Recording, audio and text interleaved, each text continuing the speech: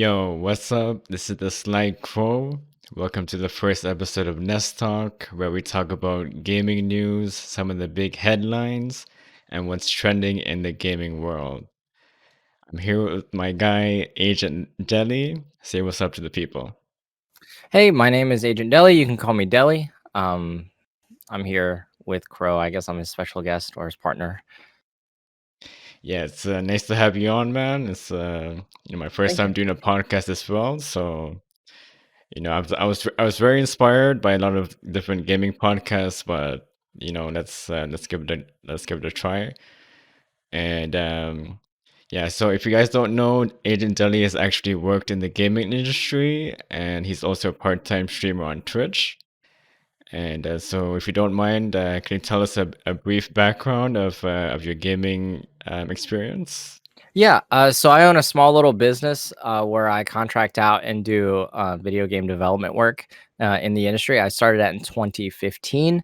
And then that's where I mostly majority do indie game development. I was picked up by Ubisoft for some work in 2017, shortly after the launch and release of Watch Dogs 2. And I was working on the Watch Dogs Legion project for about 3 or 4 years now. I think it's close to about 4 years now. Oh, So yeah, that launched recently. that's pretty cool. So you actually did the new Watch Dogs game?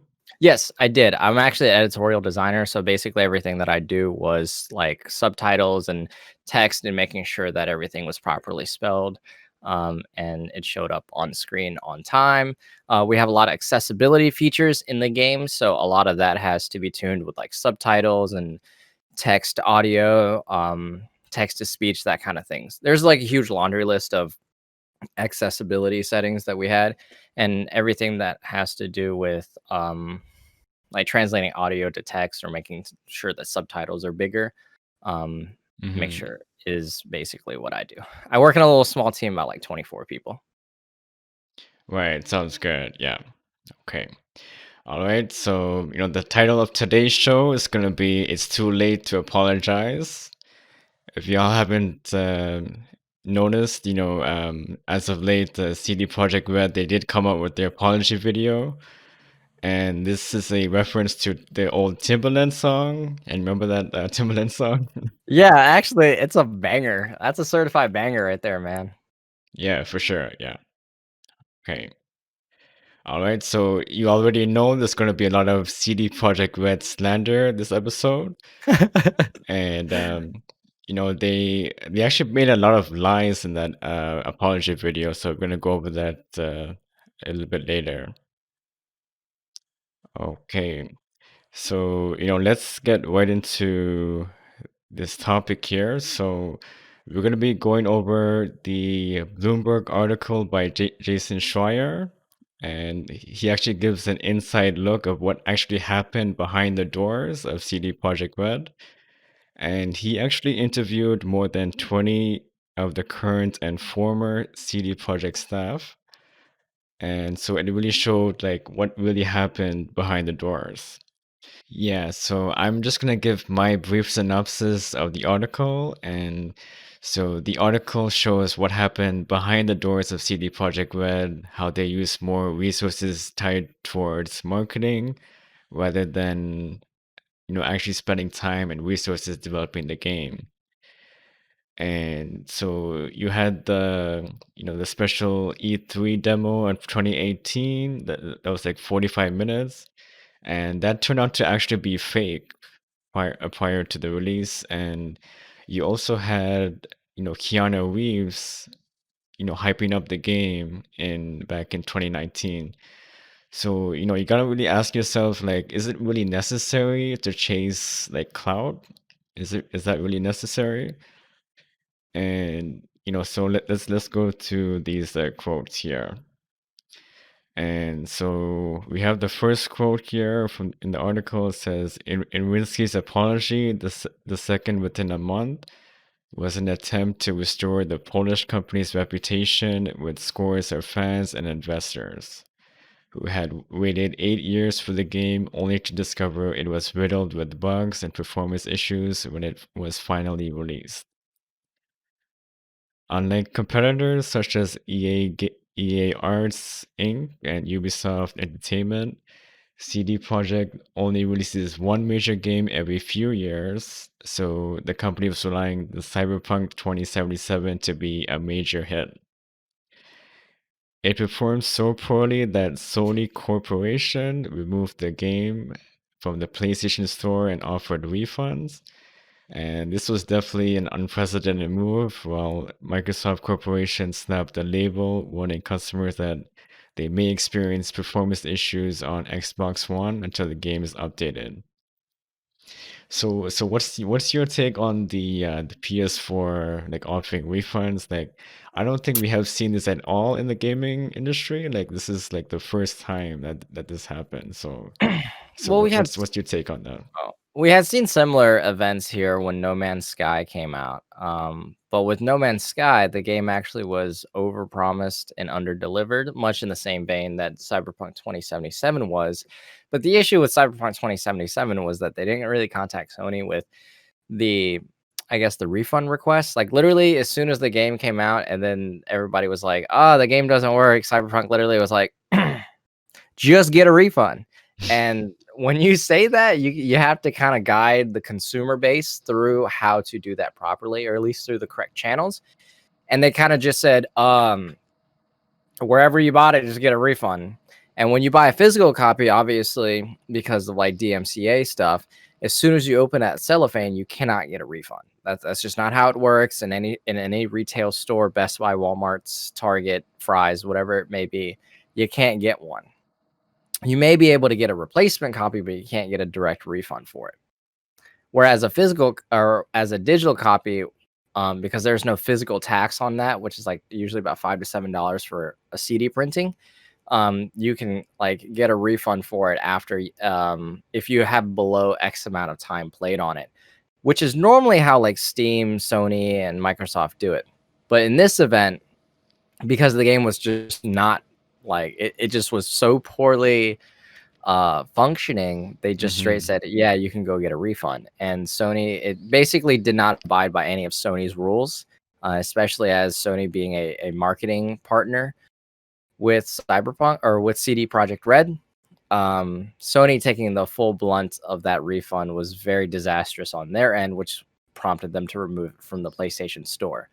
We can get into like the pricing and like how much it actually affects Sony, if you'd like. But really, the short of it is Sony pays, you know, let's just use big round numbers. They say $50 for a game, right? And if somebody buys a $50 copy of the game, you know, and then asks for a refund, they also have to shell out money for the to CD Projekt Red for the copy that they bought, right? So if they spend Hmm. $30 for a game of copy and they sell it for 50, they only make $20 overhead. But because they sold it on their platform, Yeah, they they're have to definitely front losing a lot of they money had to as front well. the entire bill.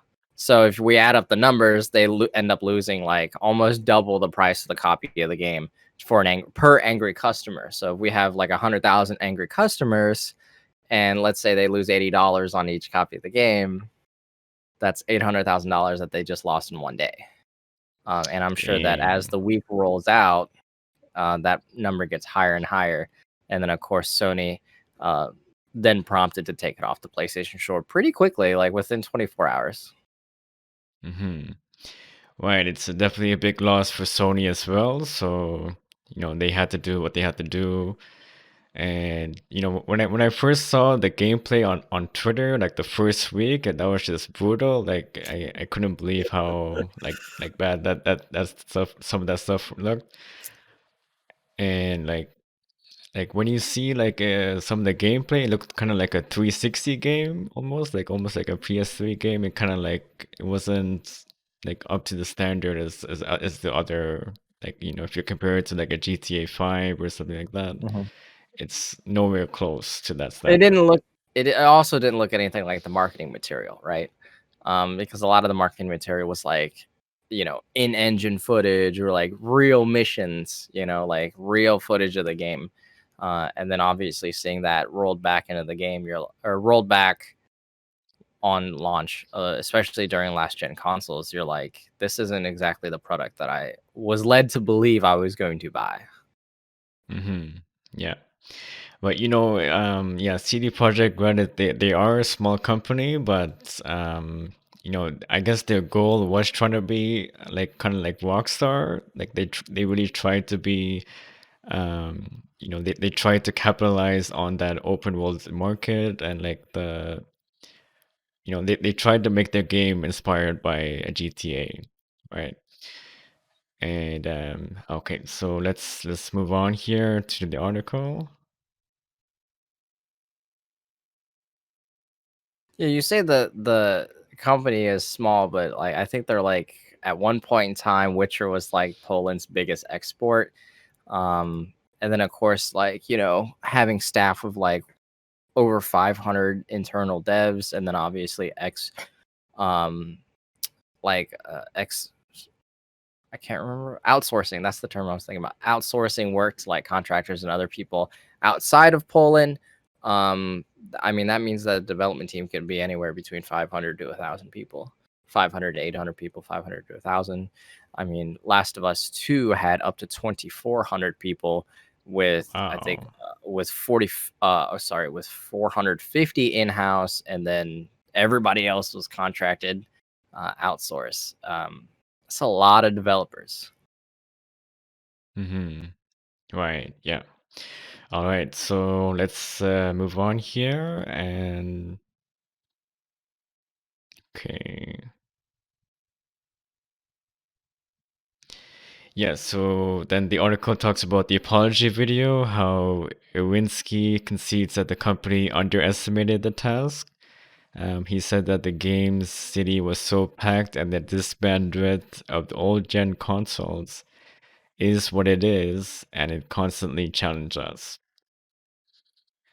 And yeah, so he's basically blaming on the like the hardware of the last gen games, Mhm. and honestly, I think what it is that they like this company like they put out one good game like The Witcher 3, and like to be honest, that was a very good like open world scaled game. It's a very nice RPG, and for that to work on last gen hardware, it was pretty impressive, right? Like how would you rate The Witcher 3's like performance on like PS4 and Xbox One? I mean, it ran a solid 30 FPS. So, I mean, I would say that with the amount of, like, with the density of the world and characters, NPCs, dialogue, voice, audio, the whole nine yards, I mean, I'd say it's like an 8 out of 10. I mean, obviously, loading times, pop ins, that kind of thing. That kind of occurs very often with like the legacy hardware that we had to work with, especially the hardware that AMD sold. Um, Microsoft and Sony in 2012, 2013. Um, so I would say that I'm impressed. I'm thoroughly impressed by Witcher 3, to be honest with you. And I'm sure that that reputation that comes with The Witcher 3 working so well on PlayStation 4, then Mm-hmm. Pro, then Xbox, or whatever it may be, um, would kind of go to management, or at least the corporate suits' heads. Yeah. Yeah, so it has something to do with you can say like their ambition was too great for this game. Like it seemed like basically what he's saying is like it should have been a PC exclusive, right? Like I think like even though the marketing and like all the advertising was directed towards the PS4 and Xbox One, I really do think this should have been a PC and a CD exclusive. So, so do you think the ambition of this game was like too big of a task, or like what was I, it? Was there any other issue here? I don't think so. I think the core of the issue is that the corporate suits, I'm just gonna call them that, the suits lost touch with the actual product, which is like 80% of the case with like big AAA development. And then obviously you see that in the case of the previous company mentioned that I worked for. It's really comes down to the point where the suits think that the suits know not a lot about video game development, and I'm not saying that these guys don't. I'm sure that they do. because they were a small company back in the day. I think they used to sell like pirated games back in high school. It was like him and then like his other three buddies. But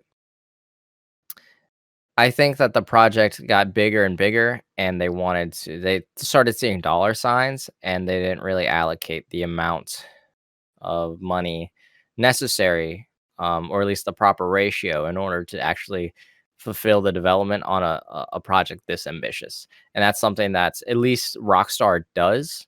They do allocate the correct amount of funds to be able to create a project that ambitious, whether that comes with overtime, crunch, hiring extra employees, delaying the game, and the infamous, like, reselling GTA 5 for a decade. That's what they have to do in order to meet the criteria that they would want for a game. Whereas CDPR really just decided to figure it out, or I guess in the what's it called? In Anthem's case, like the BioWare magic will come together and finish the game before launch. And I believe that that was the mindset that the suits had. And then the developers, obviously on the ground, like myself, are trying their best to report every single thing that they can because obviously nobody wants to create a crappy product. And of course, nobody wants to sell a crappy product. So I think that there was a lot of time, at least in that company, that where the developers on the ground are trying to communicate a certain thing and the suits are just seeing dollar signs. They're just focusing on selling the product. They're focusing on like the hype, the clout, like, oh man, like Twitter really loves this, or E3 really loved this, or like the people, the reviewers, the YouTubers, they really, really love this, like it's Mm-hmm. trending all the time. And I think that a lot of um resources and development can be reallocated when you see these kinds of things, because it does go to people's heads. It does give you an inflated sense of ego. It does give you an inflated sense of importance. Like like we're our game is a crucial part of the industry, or our game is so in high demand that it's gonna be great. We're just gonna be swimming in money, and then of course they're not looking behind them when all of the developers are, all the departments are on fire, or the developers are saying like, hey, we need more money for this. Like, we don't really like working 16-hour days. We need more, there's a pandemic going on and like it's running on my home computer, which Mm-hmm. isn't the same spec as like a PlayStation 4. And all of our dev kits are in the office and all of Right, our right, debug yeah. kits are in the office. Like, we kind of need something to work with here, and the suits are just like, "Man, this game is gonna be so big." Okay, yeah. All right, that's a great point. Yeah, later on in the article, it does talk about how they were missing the PS4 dev kits. Mhm. So I guess that played a big part when you're trying to develop and test the game at the same time. Yeah, yep. So okay, all right, let's move on here.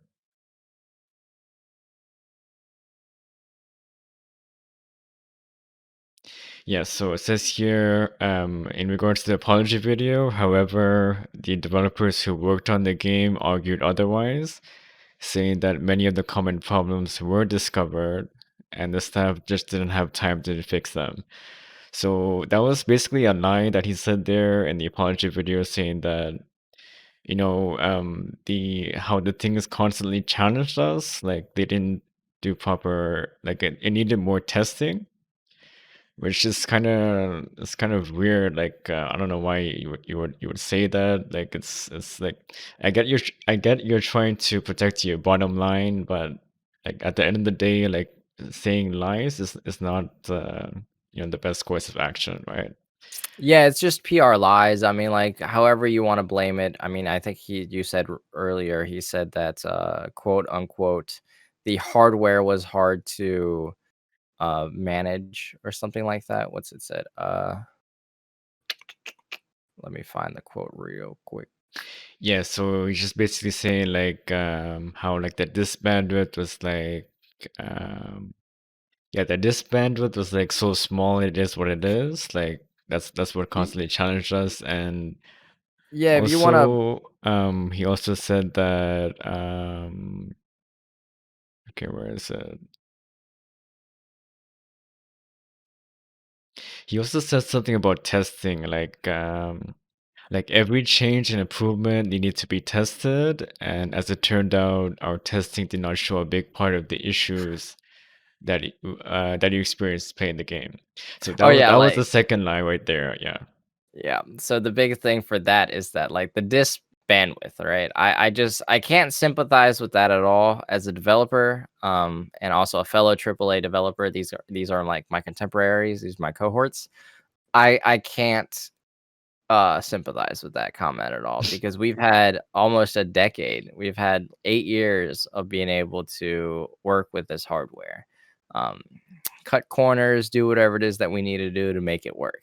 And all of my other contemporaries, EA, like Respawn, the guys over there at Naughty Dog, the guys at Sucker Punch, like all of those guys were able to, I guess, make it work, but somehow CD Projekt Red can't make it work over the course of 8 years of development. And I'm sure that the 3 years of those were pre-production. Full production probably didn't start until after Witcher 3 launched, so 2015, late 2015, probably early 2016. So that's the game came out roughly 2 months ago. So, or about, yeah, roughly about 2 months ago. So you're probably looking at something along the lines of like 4 years of development on an actual production scale. I mean, at that point, you're already really late into the PlayStation and Xbox One's ecosystem, and it's not like they use two different sets of hardware. They are the same, basically, essentially the same hardware. So, and they made Witcher 3 work. So Hmm. I don't really understand how you could not make Cyberpunk 2077 work unless obviously you spend more resources on doing other things other than development, or that, let's just say that like the pandemic caused everybody to go home, which it did, and work from home, and because if everybody doesn't have development kits, they have to work on the PC version or just work on PC spec, and then they just figured out, oh, we'll just downscale it for PlayStation 4 and Xbox One later down the road, which I'm assuming that they, surely they did over the course of, you know, uh 2020, over the course of the pandemic.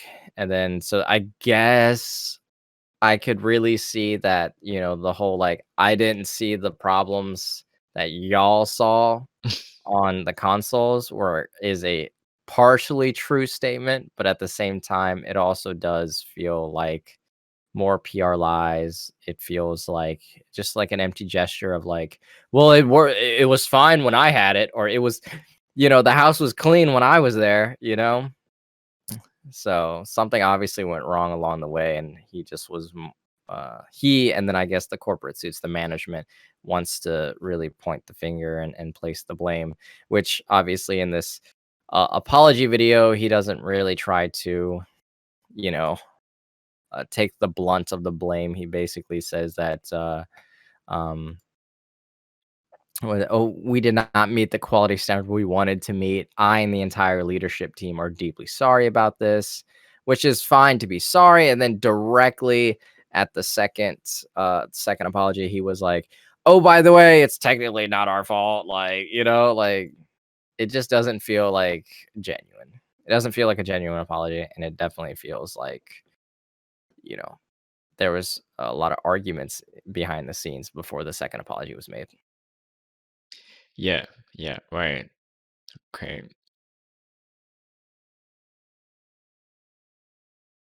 All right. So let's move on here. And yeah, so it actually talks about some of the issues during development. And so it talks about here, it says that it tried to develop the game engine technology. So they're using like a new engine technology behind Cyberpunk 2077, most of which are brand new. And simultaneously, they were working on the game at the same time as developing the engine. So this developer, it claimed it was like trying to drive a train while the tracks are being laid right in front of you at the same time. As Yeah, it's not a good look, man. Like if you're that's a great analogy. Like it's not a good look if you're trying to develop a game in a short window. Like you're just making a new engine at the same time as you're trying to push out a game. So Yeah, because what are your most thoughts norm on that? so when you have creating an engine in the when you have a task of creating an engine while simultaneously basically making the game at the same time, the article likens it to like being a train where you're like driving and then you have like the road is being built as you're driving. I would say like I would liken it to like you're so used to having a tool, right? And your tools are being replaced constantly. So like let's say you're a writer and you write with a pen or you draw with a pen and you have this little notepad and you're constantly drawing in it. And then somebody comes by one day and snatches that pencil out of your hand and gives you a pen and says, and you're like, wait a minute, like a pencil has an eraser, like I'm allowed to make mistakes and scroll over, like erase things. But with the pen, it's like I have to completely adapt the way I write, draw, so and like focus more so that like my writing isn't bad or I don't make mistakes. And something like that constantly changing. Now it's a different pen. Now it's swapping back to a pencil. Now it's going to a marker. It's very difficult to be able to keep tabs on your tools, your tool set, and also being able to create things when well you don't even know you genuinely don't know what you're creating, how you're creating it, how it's going to adapt into the next thing, whether or not the tools that you pass on to the next department are able to be constantly used. Blueprinting, animation, software, that kind of thing. All of this new tech is being created like under your nose while you're doing it, so when you swap it over to a next department, that department's probably going to say something along the lines of, "Oh yeah, well that's old tech. We don't use that anymore." Or, "Hey, I don't really know how to adapt this to the new technology that we're creating, so it may take another week before I get it back to you," which definitely causes delays in the pipeline. Hmm. Okay. All right, let's move on here. And so, yeah, it's very clear that, the goal of CD Projekt Red was trying to push the masses, like similar to the same vein, I would say, like how GTA pushed like the masses, like how, most of them are like most of the gamer market, I guess, would be casuals who are into like sports games, right? Hmm. And like GTA, I think it really appealed more to the masses. And so I think this is what the CD Projekt's goal was. And so we have a quote here. It says, fans and journalists were wowed by CD Projekt's ambition and scale. What they didn't know was that the demo was almost entirely fake. CD Projekt hadn't finalized and coded the underlying gameplay systems, which is why so many features such as car ambushes and were missing from the final product. Yeah, Yep. so it's just very very like it's like you gotta ask yourself like is chasing fake cloud worth it? Like That's what happens. is it really necessary to gain investors' trust when your final product it doesn't really meet the standard? That's what happens when the suits lose touch with the actual product, right? The guys on the ground are telling you one thing, and the guys upstairs are saying, "Dude, I don't know what y'all talking about, man. Like that video we just put out got like 20 million views in less than 24 hours. That's money right there. That's 20 million potential buyers right there. Or let's just use the 10% rule, I guess. So that's like even 10% of those people. I mean, that's still like 200,000 copies of the game that we just sold. Like, let's keep going, let's keep going. Never mind the fact that the entirety of that demo was manufactured like, X amount of time before the showing of that. Like, like there's so many stories of like, oh, our demo didn't work and E3 is next week. Well, let's just figure something out. Let's just like, CG animate some stuff. Let's just like plug in some things that we don't know if it works. Let's advertise things that aren't going to be in the game because we haven't tested it, haven't created it, haven't even thought about like how that's going to be implemented in the game, how that works with the other gameplay systems. Let's just make something cool and market it. And that's usually kind of how it works with E3. And a lot of projects are like, hey, we don't, the guys on the ground are like, hey, so it's not really working. And they're like, what do you mean it's not working? And you're like, it's not working. Like what we envisioned, what we want to show off, like an actual accurate representation of the game, it's not working. And they go, well, let's just make something up. And that's kind of how that works. At least that's kind of how you get to a situation like this, where you have a 45-minute demo where features are lost in, on launch. The game definitely does not look that way. Gameplay systems that are shown off are just bare bones or like made from scratch, basically, in the actual launch. Like hacking in the demo is quite prevalent, but hacking in the real life game is like kind of just shoehorned in. It feels like a feature that's barely integrated into the gameplay systems. Hmm. Yeah. So what made matters worse is that actually in 2019 they also did the fake announcement reveal, right? They did the fake April 22nd, 2020 release date. And that made a lot of developers at CD Projekt Red question, and they also made memes like, is this really going to happen on this date? And like, is it really necessary, like, really to chase cloud and also give a fake announcement date? And your finished product is not it's not anything what you actually envisioned. So that's definitely a sore point. Yeah, I mean, I really don't have a response to that. I think that doesn't even make any sense in the real world, or at least in society, or even in the pipeline of game development. When you have, you know, people so ingrained in cloud, like inflated egos, the suits just thinking that like the game will just magically make itself by April. When you have deadlines, when you have like all this hype for the game and the investors are happy. As long as the investors are happy, we get money, we can keep making this video game development dream a thing. Let's forget about the fact that our employees in the back are like, what? No, it's not going to come out in April. There's no way it's going to come out in April. Um, there's really nothing you can say about that. It's kind of like, I liken it to like management coming in and telling you like, hey, you have to work on one of your off days, and you're like, no, no, I don't. I'm off, and you're like, and they just go, well, figure it out, and you're just like, what? Like that's not my job. Like you guys are the ones that's supposed to be managing the workplace. Like I literally just come in here to work. Like I don't understand how things could be so mismanaged, mishandled. But like I said, you just have to figure it out. Yeah, so I just wanted to get my take on it. So, usually, when I read this article and when I watched Kobe Cat's video, Hmm. he doesn't say anything in the video, but he's done an awesome job in editing the video and like giving the basically it shows how like CD Projekt Red gave false promises and they didn't deliver on their promises. And so when I watched Kobe Cat's video and when I read this article, it really opened my eyes of how shady this company is.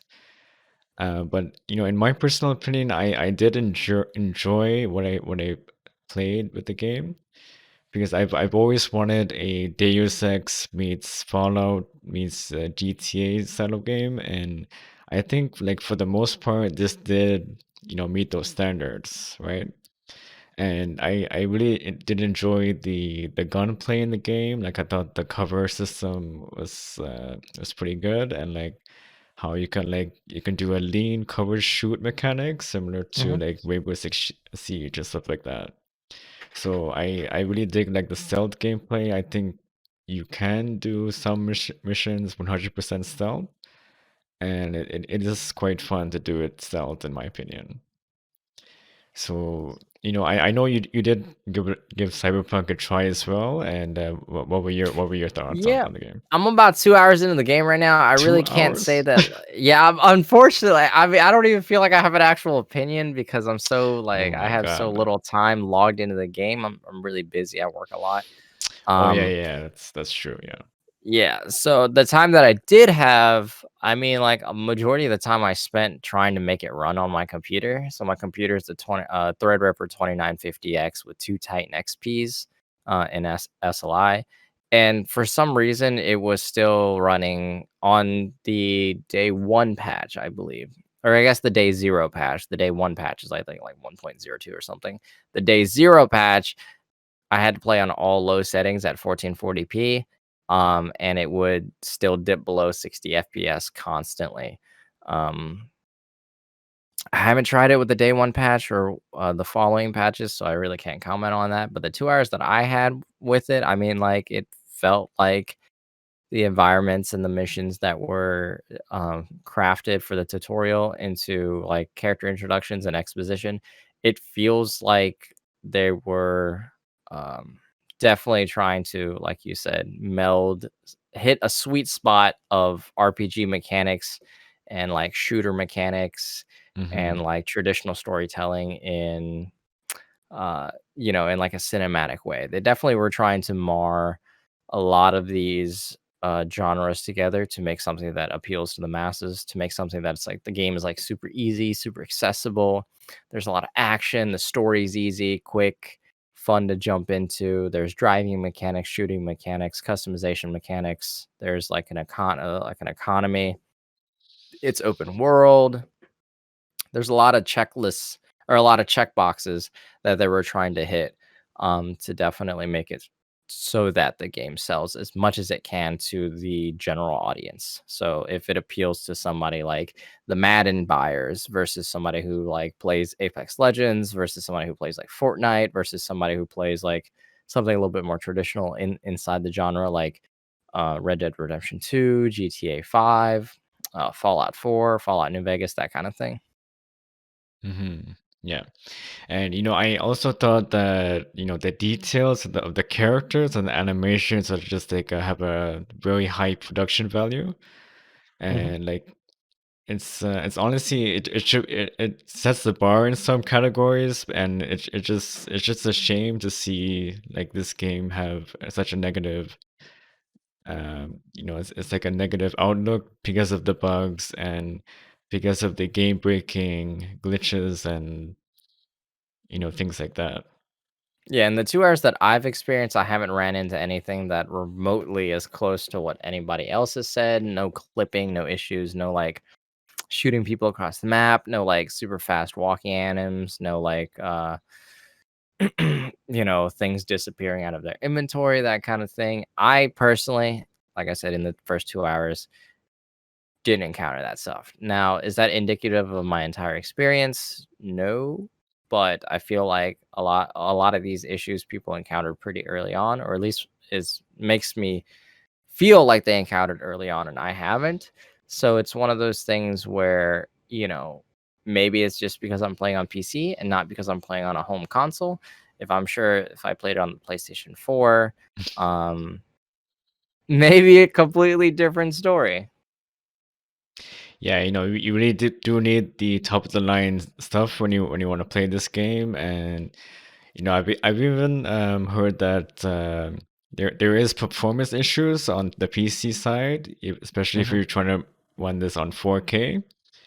Like I believe the like the 3090 it cannot do like proper 4K 30 frames per second. So and I think that's with like all the stuff enabled, like the ray tracing and Yeah. like all those settings max. Which is kind of a shame if you pay, $1,700 for a graphics card and you go to buy this $60 video game that you're so excited for and it doesn't work.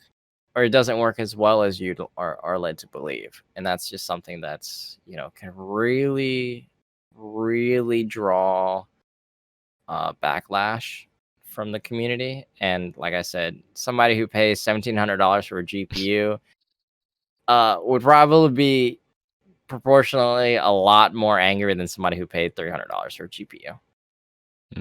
Yeah, definitely. Yeah. It's definitely a shame, man, but hopefully they do make some good updates in the future. And I'm quite excited of the expansions that they're going to be rolling out in the future as well. Yeah, they And this promise. it's They seem also to going to promise a lot.